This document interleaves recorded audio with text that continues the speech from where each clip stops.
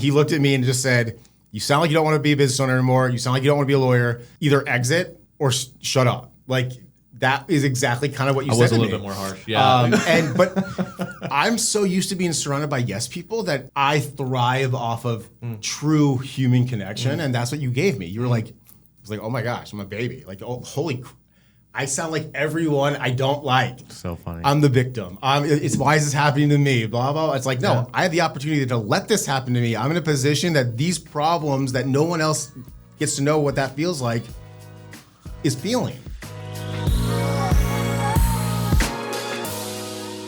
Well, welcome to another episode of the Risky Assets podcast. I almost said M19 because I'm like, hey, we met at M19. I was thinking through it, but I was like, whoop, that wasn't it. I know some people would like to hear I know. that. Welcome to M19 There you go. podcast. To my right is my good friend now, Brett Sachs. We actually did meet at an M19 event in Streamsong, Florida, which was a funny story in and of itself and how we kind of got connected. But Brett's one of my favorite dudes at M19, if not my favorite. I agree about myself, but also about Charlie. We are very similar, actually. Yes. We believe a lot of the same things, into the same things, basically the same hair. Yep. We're very, very similar. Exactly. You can show them, bro. Haircut? Yeah. See, we're like twins. It's crazy. My gosh. One of my favorite Jewish guys. Thank you. Yeah, if not, my favorite. Okay, I'm glad. Brett's a good character, and I just wanted to have you on here. We're golfing after this. We're going to have a good day, and I want to talk a little business with you, man. Yeah. So anytime to spend time with Charlie is a good day. Hell yeah. I'm really excited about it. All right, so we're going to do something in the middle of this podcast that is a little different, but I wanted to do a icebreaker. We're going to do, this is my favorite thing to do. I did the Hot Ones Challenge for my 30th birthday. I've done it multiple times. Wow. And I figured what's better way than to do a podcast and to suffer a little bit. Yeah. So you're going to pick for the both of us. Okay, cool. What we end up. It can be an easy ride or it can be the bomb or the last dab. And we're going to go golf pretty miserable and hoping that nothing happens in our pants later. Okay, well, for anyone who's watched this who knows me, this might be the only time you'll ever see me cry. Because this is my biggest weakness. You asked me my strengths. You did not ask me my weakness. This is a big weakness. Hot, spicy stuff is a weakness for me. I am Peruvian. This fits into my DNA. Okay, cool. So, I'm not. So, dude, give it a rip, and we just both pray that it is not the worst thing that happens to us. So let's see what happens here. We got all the names on there.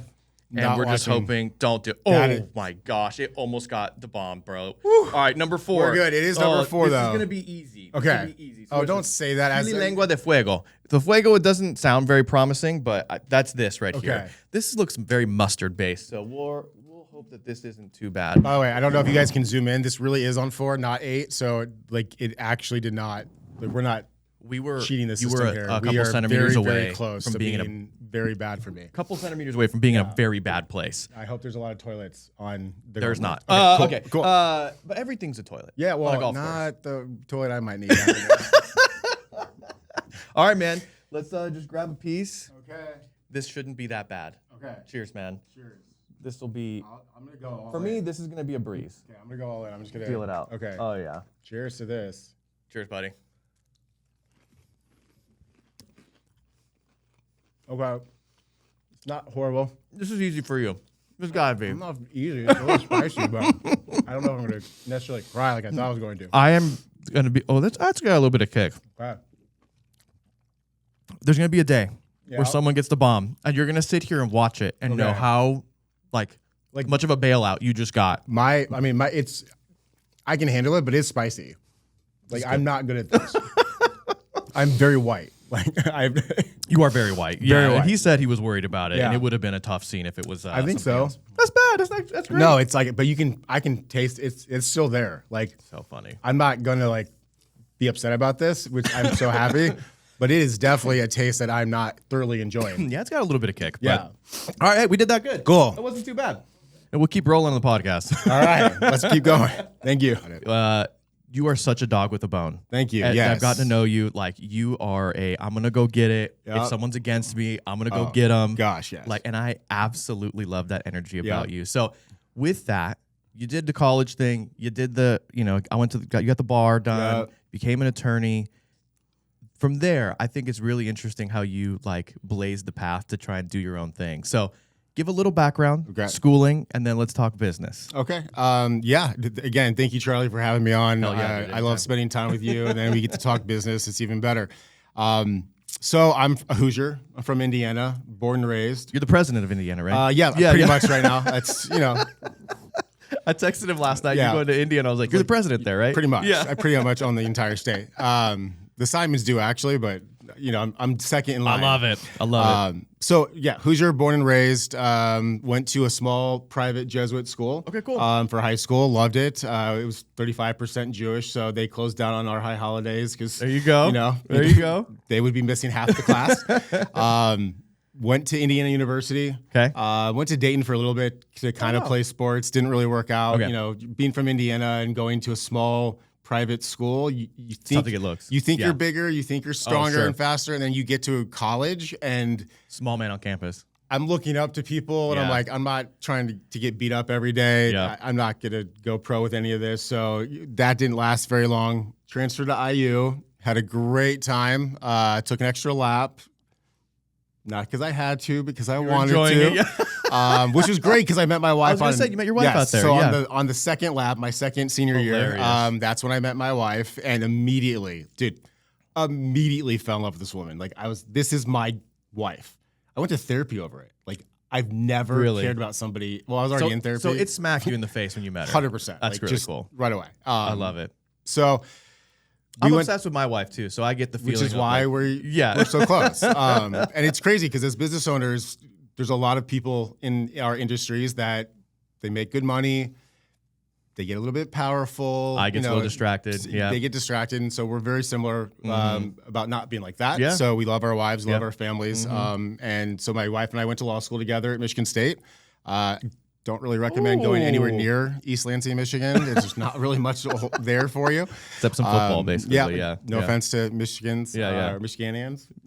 But then she's from here. So she's from Encinitas and the Newport area. Got it. And she basically was tired of the Midwest and said, we were engaged at that point. Okay, cool. If you want to continue to go down this route, you kind of have to go back to Yeah. Southern California. So I looked at myself in the mirror and said, Indiana, Southern California, sure. Why not? Why not? Yeah. So now we're here. First job I got out of law school was a big personal injury firm. Okay. What's now one of the biggest names in the industry.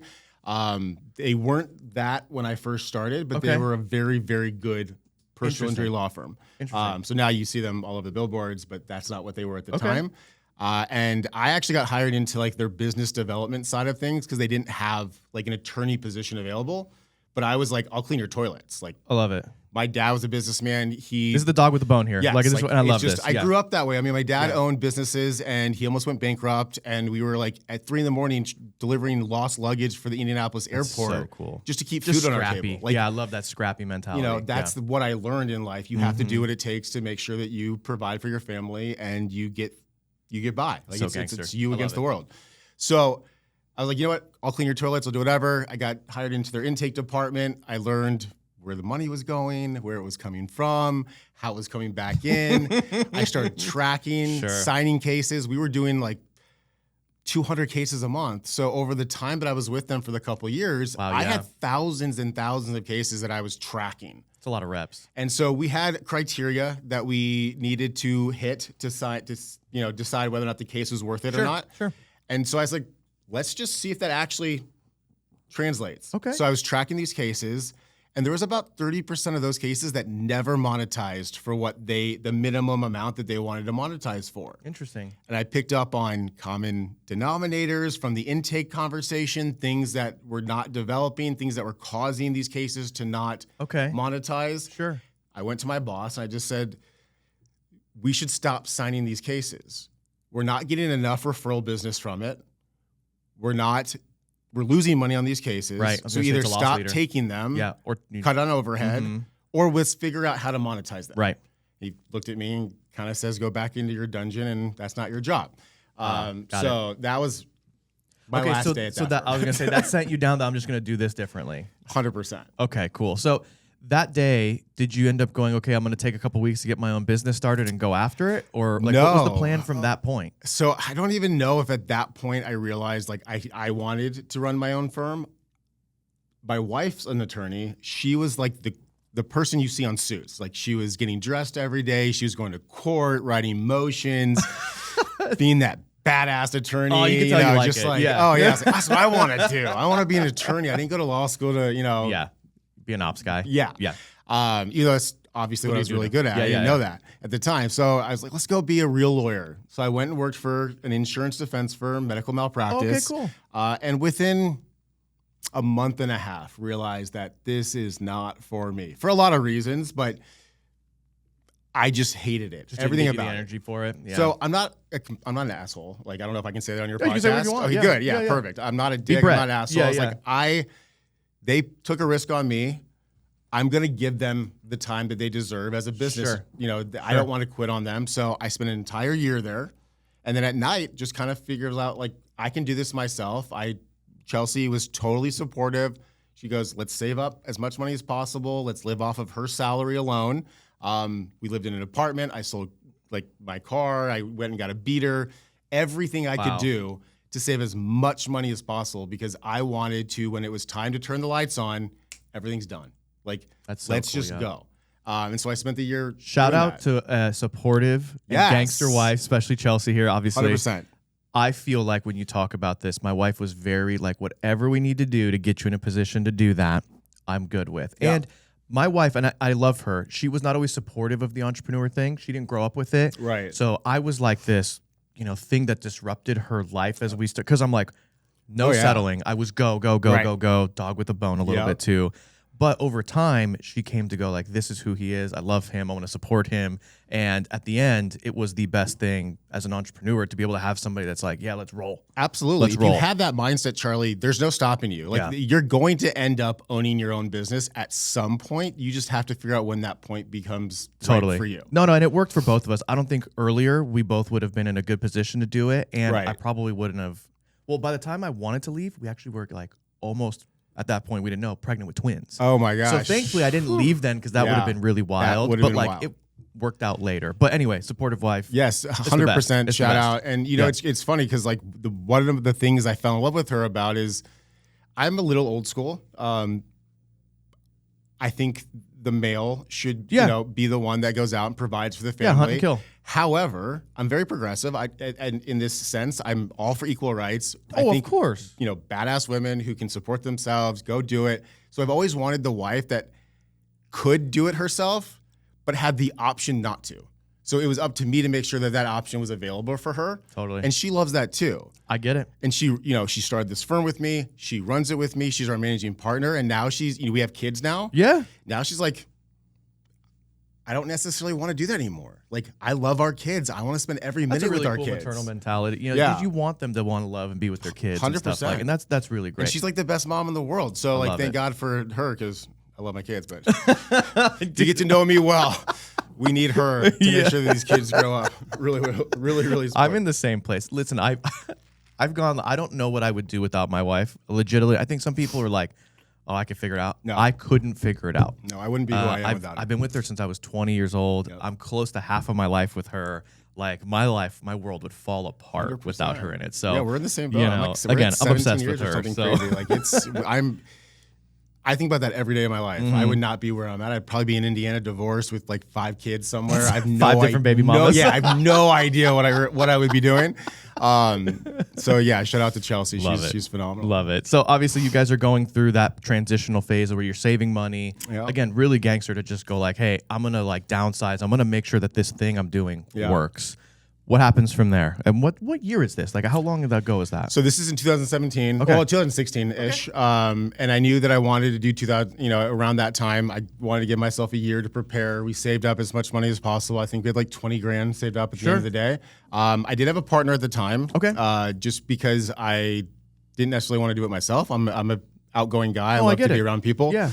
And found someone who I thought had the same work ethic as I did. He did a little bit different type of consumer law. So I was like, we can team up and, do great things together. So he did workers' comp and I was going to do personal injury and I was going to teach him the game. There were red flags from the beginning. Like we saved up money. He didn't save up money. Then he was waiting for a bonus. Either way, we ended up putting in less to the firm than we wanted to. We had this whole plan where we weren't going to pay ourselves for a year. That didn't work out either. He needed money. Within like 8 months, I just said, dude, like this isn't going to work out very well for us. I didn't have a partnership agreement with him, so he owned half the firm, even though I did everything. And I was like, I'm going to make your life hell if you don't agree to what I'm about to tell you. So funny, yeah. Like this is not going to be good for you. Yeah. I will literally scrap this and restart another firm by myself. Right. And with attorneys, I always think that you guys know the leverage games of like how to do. So I'll be like, oh crap, you know, like We ended up buying them out a little bit up front and then residual of everything we had in the firm. Okay. And it took about 2 years to get them totally paid out, but we're fine now. He's a good dude. He's doing his own thing. I'm doing my own thing. We're all happy. Everyone's cordial. And after he left, we kind of just blew up. Like again, that whole scrappy, you know, dog on a leash type of thing. I didn't have any marketing money. So I just went to every firm that you guys have all heard of out there and said, all the big boys, and just said, whatever you guys don't want, send to me. Interesting. And in California, the state bar actually encourages lawyers to give other lawyers cases to refer, you know, for referral fees. I didn't know that. So that the concept is to find the best attorney, right? So like, if you need an employment attorney and you call me, like you don't want me handling it, but you don't know I don't do employment law, you want me to find you the right lawyer. Correct. And to encourage me to do that is I can get a referral fee from that referral. So that's where that comes from. So I fee splitted with all of my referral partners. We blew up hundreds of cases a month. And then eventually there's a diminishing return on that. Of course. Overhead. You're giving up a lot and then you need all the infrastructure to support it. So we grew enormous within a few years, had almost 100 employees. No way. Spending millions and millions of dollars a month just to hit nuts. I'm like, oh my gosh, I'm stressed out. Like, I'm going to kill myself. I don't know, like, not on purpose. Like I wasn't like depressed, but I'm like, I'm so stressed I could give myself a heart attack. And so finally just realized like, okay, we need to make a really big decision. And Chelsea, again, very, very supportive. She was scared. It was going to cut our intakes in half. We didn't really have a marketing plan at that point. But we had the overhead of doing all these cases and we had to keep the overhead for a while. So we sat down and I did a plan and a budget and I was like, this is what's going to take. We're going to lose money for 2 years. We have enough cash. You know, we can go get loan, whatever we have to do to make this thing last through this time frame. I love it. And then COVID hit. So that was awesome. Okay, but you guys were going through the downsizing process at that point? Around that point, yeah. Okay. So it forced the change anyway. It worked out, kind of. Yeah, I mean, it did. And it, you know, we ended up obviously being fine. I would like to say we are now. It took longer than I expected. I expected 2 years to start breaking even again, and we did. Like the firm has been self-sufficient by itself with no debt for 3 years now. Incredible. So we're about to be 9 years in. First few years booming, then a few years off, and then back up. So I thought we were gonna be here today 2 years ago. So it's been tough, but you know what's funny is that we had a partnership that we had to get dissolved last year, and then this year I was like, it's so gonna be my year. And I said that, and it was like, it's not that it's bad, but we've had a lot of change. The insurance market's changed. Oh my gosh. And you're like, dude, just let me be, you know? But there's always something happening. And, you know, Andrew actually asked me, shout out to Andrew, he was like, hey, you know, when you guys are bigger, do you need as much savings? Do you need as much like buffer? And I'm like, the bigger you get, the bigger your problems. Like, 100%. Nothing has changed from when I was 20. Just the dollar of what the issue is just bigger. And so like, having a buffer, being able to still be scrappy, being able to like be really good with your money and understand the system, it doesn't change the game. 100%. You know? It's actually quite funny if you own your own business and you're not comfortable being uncomfortable, you will fail. You can't do it. Yeah. 100%. Every time we're like, oh, we're awesome, we're good. You get a little bit complacent, boom, something major happens. So true. You get sued. You get an employment case. You get a state bar complaint. You get an audit. It's like last time we went on a trip, you were dealing with some sort of audit, and I remember your face. Crazy. You were like, "This is not fun. I don't like this." But to the point, you know, and I feel like I have two, just me personally, and I kind of feel like I know what your answers are going to be. But my two superpowers, if I had to guess, for me, I'm really good with people. I can connect with almost anybody, and I can be miserable, and still be happy. Yes, like I'm just good with having that mentality. Like this will pass. It's for a time. Like my brain does a good job of just like figuring out a way to deal with the miserable stuff and being able to be positive. 100%. And so those are mine. What would you say yours are? So mine is people as well. If I like you, I like you. Like it's just, and I can fake it if I have to. Like if You don't fake it well. No, well, I don't need to anymore. That's the best part. Like I used to be really, really good at it because I had to. Now it's like, I don't have to anymore. So like, thank goodness that I've gotten to a place where I don't need to fake it anymore. Totally. So it is what it is. Yeah. And now so you've actually helped me. We've only known each other for like a year, and it's your mentality and your positivity has changed my outlook. Because it got to a point where like I wanted to be perfect. I was so stressed and so type A OCD with my employees and everyone. Do not make mistakes. This is how we are. We're here for our clients. You have to answer the phones within a certain amount of time. You have to talk to your clients within a certain amount of like days. Don't let that I was so anal about it because I never wanted to make a mistake. Sure. Girardi stole billions of dollars from the client. State Bar changed. Now they're auditing random law firms, making sure you're not stealing from your clients, all kinds of crap. Right. I didn't want to deal with that. I was like, we don't want bar complaints. We don't want State Bar audits. We don't want anything. Be perfect. But then if you haven't gone through struggles, either you're not big enough or you haven't been in business long enough. So you start to get hit with these things. Get a bar complaint. You get 2 bar complaints. Not me personally, but my attorneys. Things happen. We're dealing with clients that maybe don't even understand. They don't. They don't get it. Like they think they chat GPT all this stuff, and they think that you're making a mistake. You're not. And you get a bar complaint. You show them what you did. Great. You get cleared. Not the biggest deal anymore, but I thought it was huge.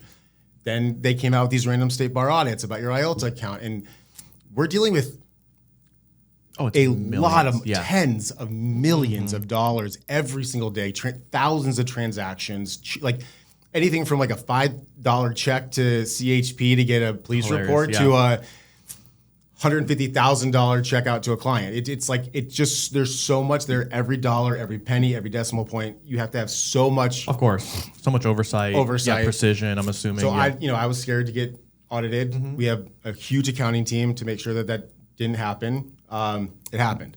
We got through it. We were actually the fastest law firm to get cleared. You were there. Yeah. We got done, and 12 hours later, the next morning, they're like, "You're good." Like, it was great. Either we papered them so much that they're like, "We don't even want to go through this," or it was just that good. And they're dealing with firms that don't do that, and so it's a lot easier for them to go after those firms because they know they're making mistakes. Sure. They know they're even if it's not intentional, they're making mistakes. Yeah, it can happen at scale, especially, right? Right. For sure. So I got really good at being okay knowing that it's just a problem that we're going to have to deal with. And I built a great team that now thank God I don't have to do it. Like I was on the emails with our ethics attorney. I was on the emails with the State Bar, but I didn't respond to it. I didn't look at it. They did it. And so nice. What was great, Charlie, is like that was one of the most stressful times of my life in the recent past couple of years.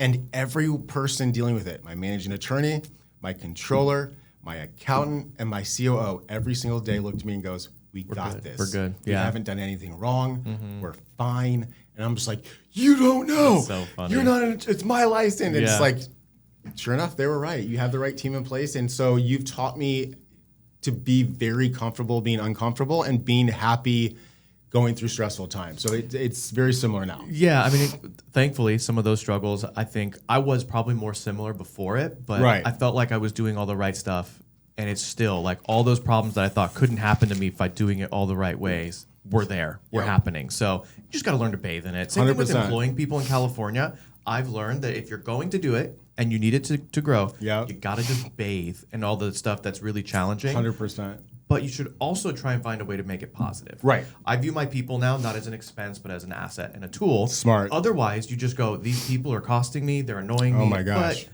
now I go, no, I want to love on these people. I want to make their lives better. They're great, and they are. Yes. But the mentality will change the way everything feels, the energy Absolutely. And you helped me with that. I used to think my employees were liabilities. No offense, MVP. You guys are great. It's because the system feels rigged against employers. Right. And that's why we get a little jaded, and that employees can feel that, Yep. But it's a real thing. If they sat in our table, they would know what that feels like when it's your money, your livelihood, you're last to get paid. Oh, yeah. They would feel it. One of the things that we had, so we are part of M19. Yes, we are. And we did have a meeting at Ryan Pineda's office. Yes, we did. This kind of was the catalyst. You were going through that really tough time. Yep. And I don't know what came over me because like we knew each other well, I think at that point, but not I think this was like the turning point. Yeah, though. but I just, you were having a tough time, and I was like, dude, I'm bathing in this like really awful stage in my life. I'm just gonna try and give you an encouragement. Right. But I was a little hard on you. Yeah, I know. And awesome. I was like, hey, it sounds like you don't like being an attorney right now. Right. And I was like, you're good at this. Yeah. You just don't want to deal with all the BS. Right. You gotta get comfortable with it. And your eyes, at first, I was like, oh, he's not happy. But what I didn't know is that you were like accepting all of it. And it was really cool because I do view you even then as dog with the bone. I was like, he's gonna come bark at me right now. And you were so soft and you were like, oh my gosh, I gotta change. And like immediate. So I thought that was a really cool side of an entrepreneur at the top of the totem pole, just being so humble and being like, I gotta do it different. And it was cool, man. And then I think we had this better connection. Yep. And you and I have had a great friendship, golfed a lot. We text all the time. You call me out of nowhere, which I need to do a better job of doing that with you. No, we both do. We're busy people. It's totally fine. But dude, I just think that's a really cool thing because it's hard to be that humble in your position. It's just the reality of it. It can be. And I just think with the right people, it's natural. Like, again, I've stopped pretending anymore because I don't have to. So the right people in my life who I believe truly care about the well-being of me and my family, like, are going to receive the same type of respect and same type of humbleness that you give to me. And I don't know, like, how, maybe this is a bad analogy. I hope this translates. Oh, I'm excited. No, like, we always see like, oh my gosh, you remember like when we were 15 years old and it was like we were a kid and you want to like remember being happy, going to the park, running around. And the most stressful time of your life was like, oh my gosh, I have to go to school today. Like, you brought me back to that like fun part of being an entrepreneur. Like we enjoy the growth, we enjoy the building, the scaling, the challenge, and you brought me back to that beginning stage to where like, no, let's make this fun again. And you're right. I do sound like, because you were like, either exit or figure this out. Charlie did not do a very good job of explaining how hard he was on me in that moment. He looked at me and just said, you sound like you don't want to be a business owner anymore. You sound like you don't want to be a lawyer. Either exit or shut up. Like, that is exactly kind of what you said to me. I was a little bit more harsh. Yeah. But I'm so used to being surrounded by yes people that I thrive off of true human connection, and that's what you gave me. You were like, it's like, oh my gosh, I'm a baby. Like, oh, I sound like everyone I don't like. So funny. I'm the victim. It's why is this happening to me? Blah, blah. It's like, no, I have the opportunity to let this happen to me. I'm in a position that these problems that no one else gets to know what that feels like is feeling.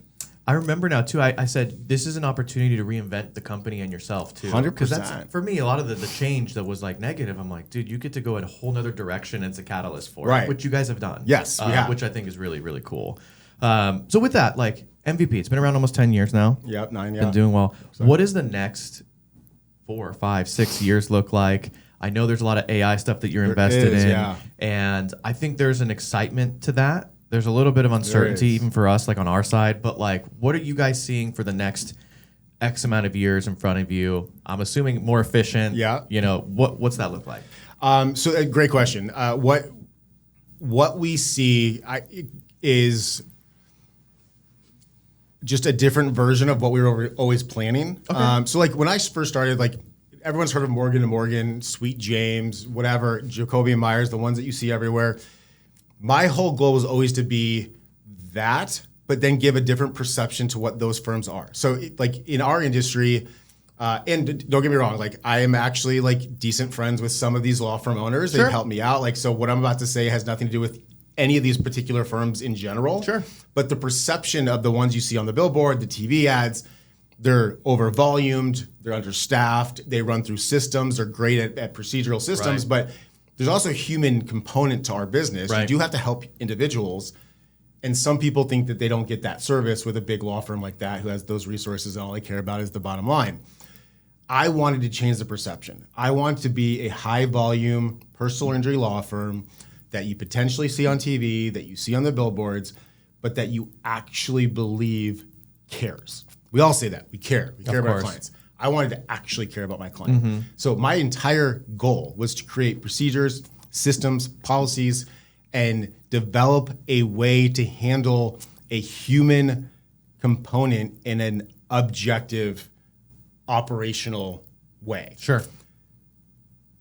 AI and technology has just allowed me to do that faster, easier, and cheaper. Well, it's because you're not dealing with all the minutia. Correct. Yeah. And so what my biggest advice to people is, as you're going through school, as you're trying to teach yourself what will pay out, learn how to accept the change of what we're about to go through.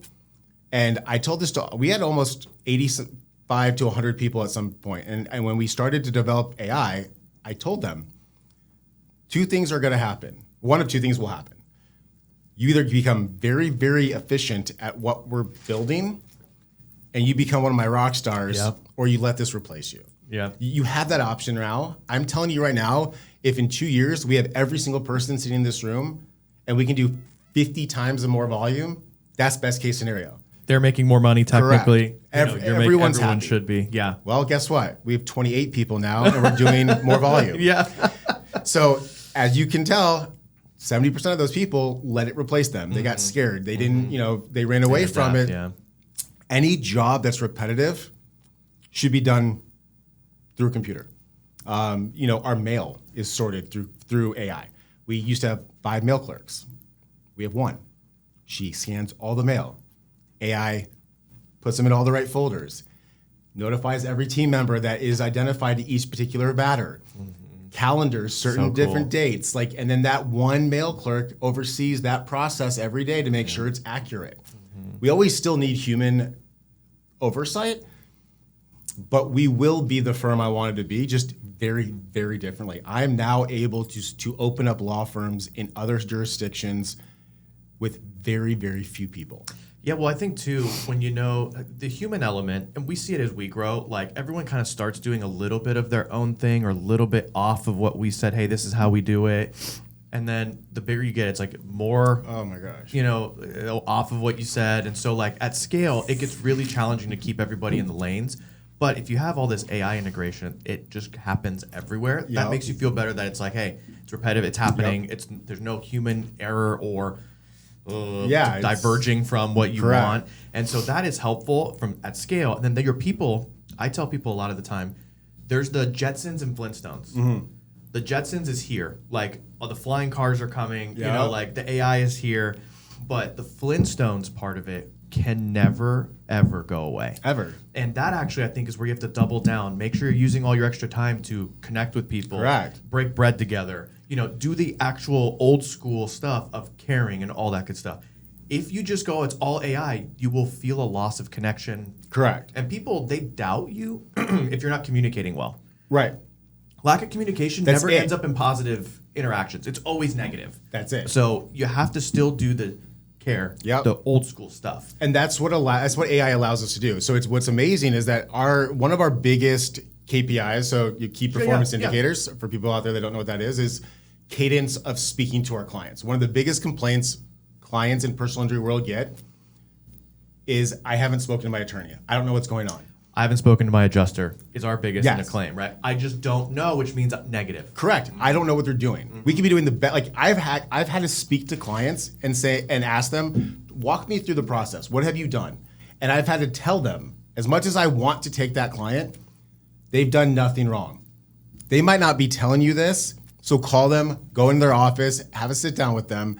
But everything that's happened on this case is what we would have done, and it's a really good job. The only difference would be I would tell you. And so go back to them and give them that chance. We don't like to take cases from other firms.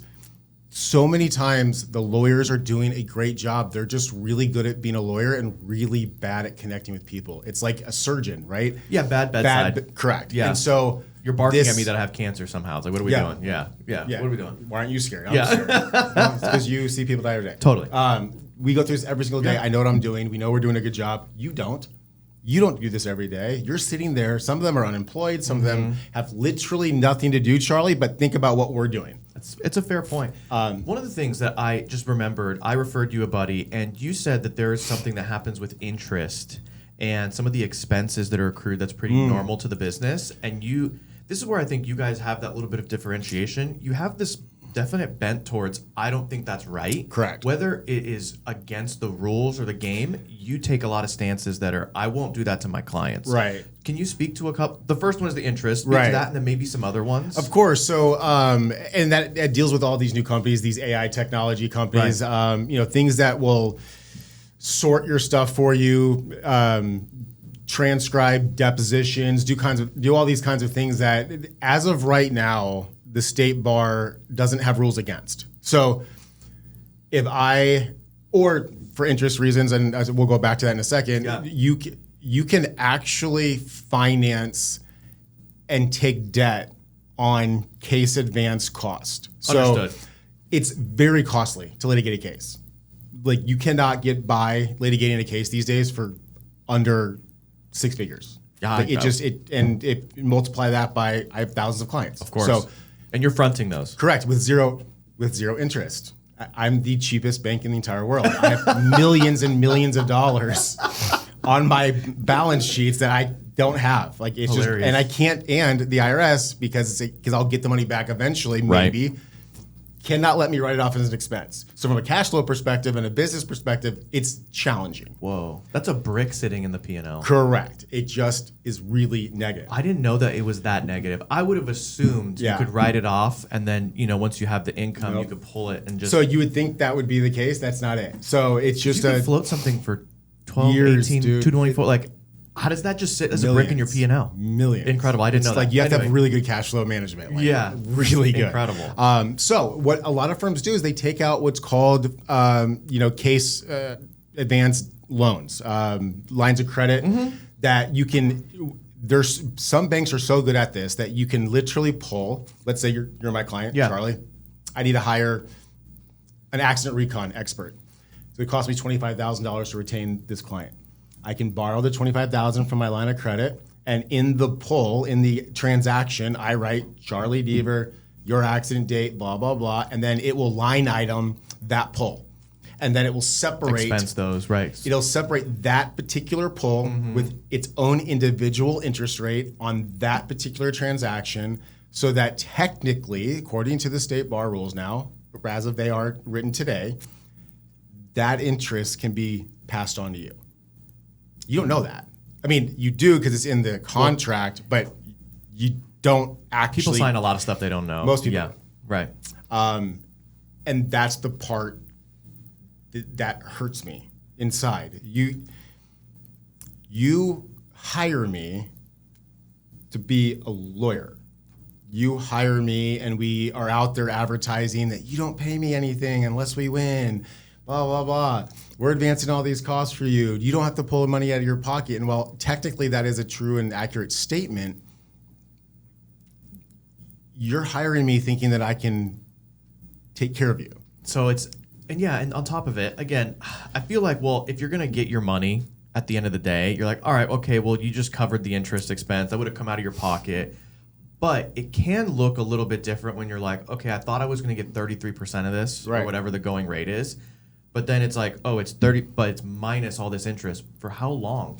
How much did you pull? Right. Like, I guess that you don't want to just yank, Correct. more than you need. But like that today is not as cheap as it was 5 years ago. Which is why we don't have debt. I mean, we have a line of credit, but we don't pull for cost advanced ever. And if we have a balance on that line of credit and that interest rate is due every month, that is a separate line item that we have to cover and that we have to eat. I don't translate that to any of my clients. Same thing with this new technology and the AI companies.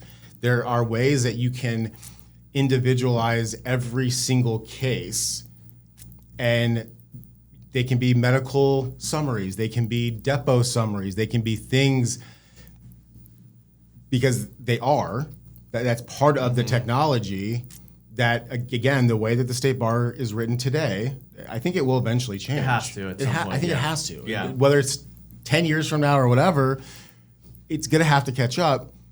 Those are costs that you can pass along to your clients. And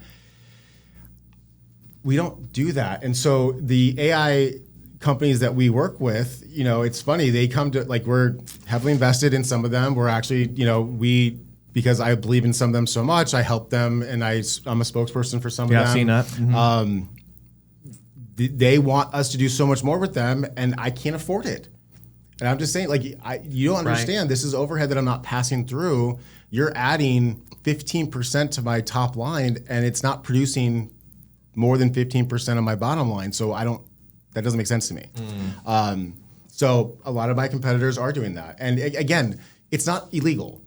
There are some of the best lawyers in the state. I get it. It's more of the ethical dilemma and what you feel is right or wrong. Correct. Yeah. And listen, there are some lawyers out there. I'm not going to name who they are. There are very, very good. And if you are with one of these attorneys and they're passing on the debt of the financing, they're handling cases that they're not putting out $20,000. Yeah. They're putting out $1 million for your case. Right. But your case is worth 20, 30, 40 $million. That's a different story. I'm talking about the everyday, you got into a fender bender. Yeah, $5,800. $50,000 at the end of the day. You have $20,000 in medical bills. You have my 33%. And then all of a sudden, boom, boom, boom, boom, boom, you get this cost line item. And now it's like, wait, $50,000 and I'm walking away with $7,000? I think that's also sometimes how a lot of people, and maybe we can talk about, because we have some connection in the insurance world, because you deal a lot with insurance companies. We deal a lot with seeing the litigated claims. Right. And then sometimes we'll get these calls at the end of the day like, man, all that work and I only got this much. And what does everyone say? The only person that got paid was the attorney. Lawyer. Yeah. And so I think sometimes that probably doesn't actually help the case. I think that does happen in reality. Correct. Though. I think there are times, though, at the same time, to flip the coin, where like the client is well taken care of and the attorney did what they were supposed to, and it wasn't just milking the insurance companies for no reason. So it's a hard balance game to play. It's the same thing with insurance, though. Some people are like, oh, it's a scam. It's the biggest scam in the world. And I'm like, listen, you couldn't take the risk as a business owner without the insurance. You wouldn't buy a $20 million building with no insurance. Right. It just wouldn't happen. Yeah. Or that building wouldn't be worth $20 million because there's too much risk. Correct. So like there's good things. Do insurance companies screw people sometimes? Yes. 100%. And I don't like that devil in the bed. It's the worst. And neither do I in my world. There are bad attorneys. But it's not all bad. Correct. Right. And you would say the same thing in your world. It's not all bad. I think you're a good example. I would think that bad is the exception to the rule, in my opinion. So. Yeah, and I would hope so. So we see a lot of problems on our end where it's like, no matter what, if you rear end somebody, it's like, they're going to get an attorney. And it's like costs are exploding in auto insurance, commercial auto. And a lot of that is driven by litigation costs and like these huge jury judgments, at the end of the day. Is it sustainable on a global scale for insurance companies, attorneys, and clients the way it's going? Okay, so I love that you brought this up, and I think I watched a video of you recently, and I'm like, I hope we talk about this, because like as much as we are so similar, there are aspects of that narrative that, in my opinion, are false. Okay. So I'm going to use let's use State Farm for example. Cool. You don't sell for State Farm? I don't. No, they're direct only. Right? Great. Yeah. This is a great example. Okay. State Farm, and I'm actually insured by State Farm because they're the only ones that will insure all of my assets. Hilarious. I can do it, by the way. I know I can. Okay, we should definitely talk. I'd love to get out of State Farm. They like every year to send out letters and text messages to all of their insureds and say, your premiums are going to go up, costs are going up because these greedy lawyers are litigating and we're paying out, blah, blah, blah. And then I go, that's interesting. Let me go see how much you made this year. Totally. Oh, it's a record-breaking increase. Billions and billions of dollars. I think they did 18 or 20% better than the year before, and then now, but it's my fault that your premiums go up. What the fallacy or the part about that narrative that is a little off is that just like we have certain things in our line item balance sheets that just we have to have, so do insurance companies. Of course. Part of that is reserves to pay out claims. Yep. That's their job. That's and they have to have a certain amount based on policies. Correct. And all that stuff. Yeah. What a lot of people don't realize is that those reserves are in massive interest-bearing accounts. Of course. So you get into an accident, you hire me, the insurance company does their due diligence, looks at you, looks at me, what's this going to cost me? Let's say you were hit by a semi-truck and you're in the hospital and you have to amputate your leg. So I'm using a very, very extreme example to prove my point. Yeah. That claim's worth tens of millions of dollars, just hands down. The insurance is there. It's a semi-truck. Injuries are there. You're never going to be able to do what you're doing anymore. Even as someone who sits in a desk, your life changed. No, it changed completely. It's over. They will immediately, the second that claim is brought to them with those facts, immediately set their reserves apart. They're going to take that money and they're going to put it in the Cayman Islands or wherever they have these accounts, and then just builds and builds and builds and builds. And then their job is to make sure that it builds long. So even though they've already decided that this claim is going to be paid out and that it's worth X amount of money, they're going to delay and deny and to keep this thing going so that that money in those reserves, number one, make the interest that the insurance company wants, and two, the accountants that set aside every year saying, how much does the Orange County State Farm office need in reserves every year? Well, they only paid out X amount last year, so we're not going to give them that much more money this year. Yep. And then the person who owns that shop is like, wait, what? No, we need to build those reserves back up, and we need that money every single year so that they make sure that those reserves are pushed out. So is it a driving factor that there is 100% costs going up due to litigation? Yes. However, in every single tort reform bill, not one piece of that bill is derived towards defense cost. So if you are a consumer and you need an accident attorney, your lawyer's fees are capped, but the insurance lawyer's fees are not capped. Right. I've seen that stuff, yeah. Is it our fault or is it not our fault? I think it's tough because just the normal man, and I'll give you my take. So, because again, I can be somewhat fatalistic. Correct, of course, business. yeah, no, sure. But perception is a big part of things to the normal consumer, and insurance feels like, and I want to use the feel because it may not be real. Yeah, same with that. It feels like a big scam that money moves around and that you pay into, and sometimes you don't get a lot out of. Right. And it's like, well, I'm supposed to get, made whole, and a lot of times it doesn't feel like that, or there's a lot of games for that to happen.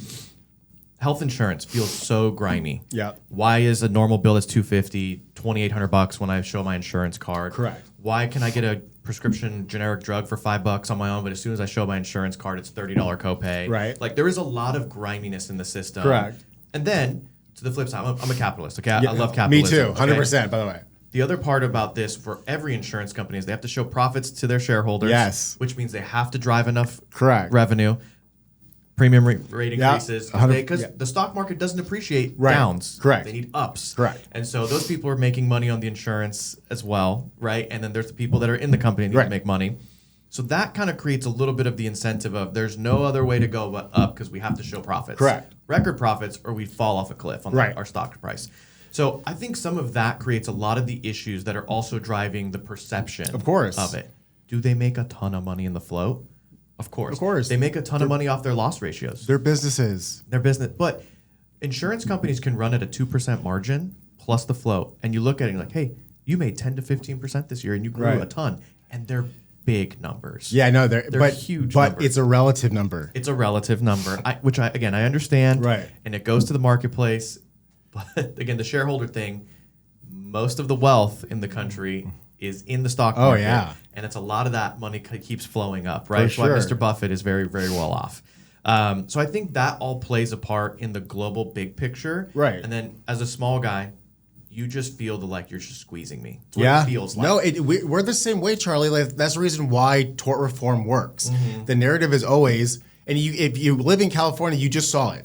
Uber Technologies just built a huge bill against us to basically, if it would have passed, I would not be a car accident attorney in California. Was it 25% that It's worse than that. So what the way that it was being advertised was that the lawyer fees were going to be capped to 25%, which, by the way, if they were, I don't want them to be. I could figure out how to survive and I'd still be able to take care of my clients. It wouldn't be great. I'd have to make major changes, but it wouldn't have actually run me out of business. What would have run me out of business was what was actually written into the bill, which is the consumer or the accident victim receives 75%. So you can't pass off the interest. You can't pass off all the. You literally can't pass off anything. But also your medical bills, my lawyer fees, and my cost are shared in 25%. If you take an ambulance to the hospital, Oh, it's thousands of dollars. Tens of thousands of dollars. And you have I don't, but you have to pay that back. Right. So let's say you have a $15,000 hospital bill just from an initial emergency room consultation, and there's a $30,000 policy. Yeah, we're in trouble. You can't pay your medical bills. Mm-hmm. So I can't take my fee. No one makes money. And we are businesses. So guess what? I don't take car accidents anymore. And you're there to help, though. So at the same time, the incentive to help people find the right attorney, you would unincentivize that. Well, if we would stop taking, no one would take car accident cases in California anymore. Minimum limit policies and stuff. No. Yeah. No one would take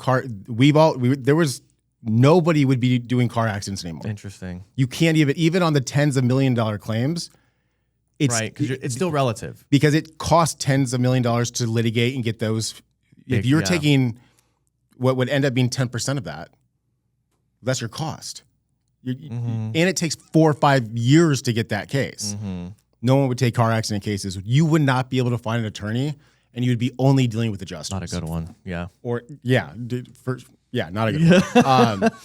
So the narrative's there. It's always, and what sucks is that right now the narrative in America or the world is oppressor versus oppressee. So these fair. big corporations, these lawyers, these insurance agents, these companies, they're oppressing the normal human being. Yeah. And so we're quote unquote squeezing them out. But listen, one of my biggest line items on my budget sheet is insurance.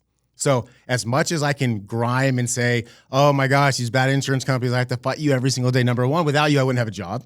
So thank you. And number two, I still overinsure myself. Well, you know the risk. Because you have to. Yeah, well, you know insurance the risk more so. Is 100% a necessity in life. Mm-hmm. My biggest advice for you or anyone who feels like they're getting scammed or squeezed is approach life proactively. If you're signing a contract, if you're buying a policy, read what you're getting. AI can actually help you now. We'll do a summary, and it's pretty good. Like, it is way less difficult to read that stuff now. For example, if you're getting homeowners insurance, know for a fact that doesn't cover your landscaping. So if you have a flood and you need to redo your landscaping, your homeowner's insurance policy won't touch it. They only touch the dwelling, which is a piece of property. Mm-hmm. It's actually the building part. Yeah. That's not the insurance company's fault. That's you not knowing what you're buying. They don't insure land. They typically. don't. Yeah. So you it's can like get coverages provisions back. Correct. But normally you don't. But know what you're getting. Right. Like, don't be upset at the insurance company.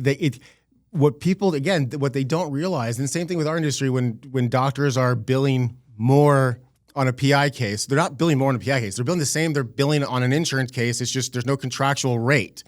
So you go to see, a chiropractor and you get a $300 bill, which sounds excessive. If you have Blue Cross Blue Shield, they're billing Blue Cross Blue Shield $300. Yeah. They're just not getting paid $300. Mm-hmm. Guess what? At the end of the day, they're not also getting paid $300 from your car accident case.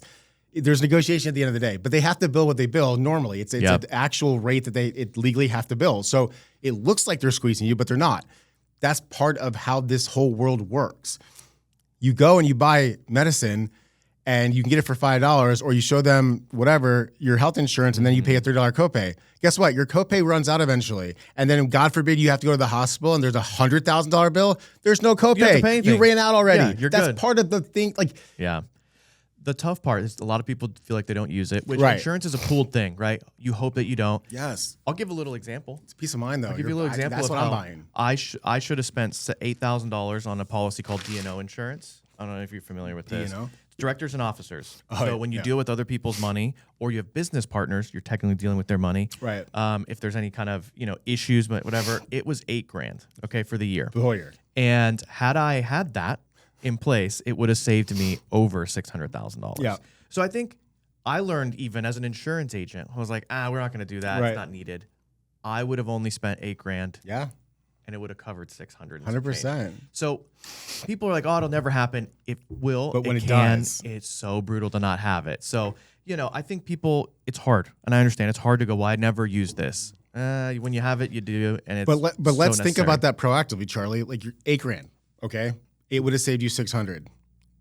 How many years of that policy? I know, yeah. That's a 40-something break year. Yeah. So if that happened to you one time in your entire lifetime, it pays for itself. Mm-hmm. But people don't think that way. We do because we're business owners, and that's exactly how we're supposed to think. Yeah. Am I going to get the return on my investment?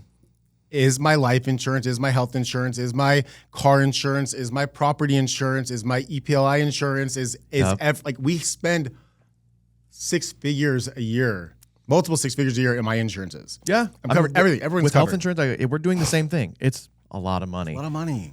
This is where I tell people, though, you could not take the risk as a business owner or even as an individual without it. So people forget that part. You wouldn't buy your $1 million dream home without insurance because you'd be like, there's too much risk of water ruining it, fire burning it up, or whatever. So there is good to it. You just don't understand it completely. The picture's not there.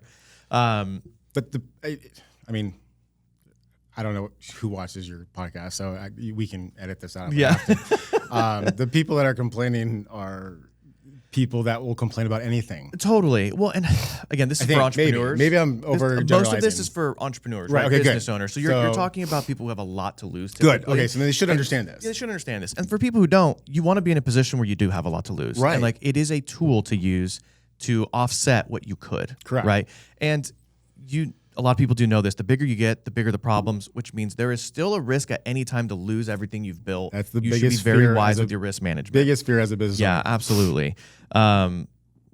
Last thing I want to do, I do want to give Pineda a little bit of a shout out. All right, Ryan. You know, he's created a good group where a lot of people that I consider friends. We go on golf trips. We're going to Bandon together here in a little bit. Yep. And I'm just excited to spend time with you and some of the other guys I've built relationships with. The SoCal group has been really cool. Yes, we've actually been a lot more proactive, I think, than others. Of like, hey, how do we get together? How are we golfing? Yep. And we have a lot of good dudes. A lot of really good dudes in the group. So, you know, for Ryan Pineda out there, like you have created something that we get to enjoy and it's awesome. Thank you, and Ryan. Like, if there's a plug, you should go consider it. $1 million in revenue. Yep. Entrepreneur. Yep. And don't be a jerk. Yeah, just don't be a jerk. Yeah.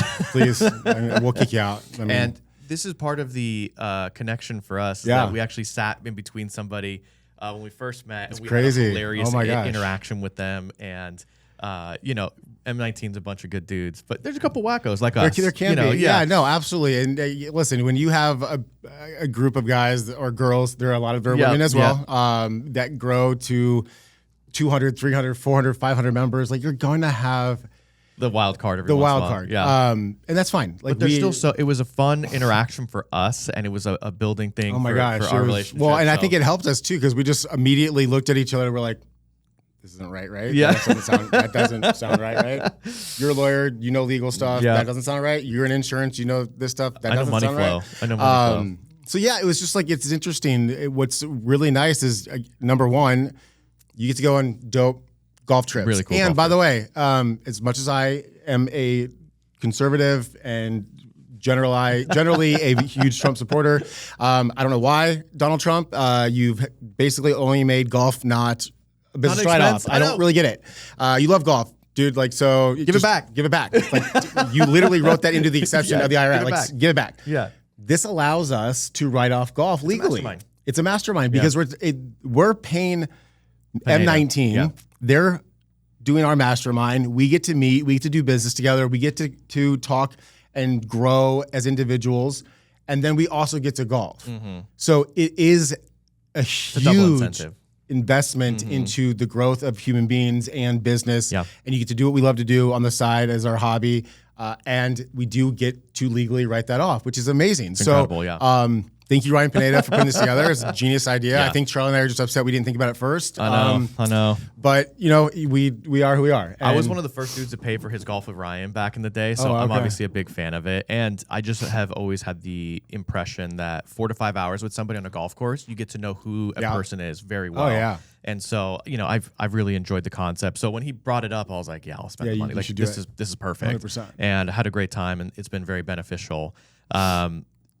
One of the things that we do is, again, we throw these like local events too, where we're trying to get people together.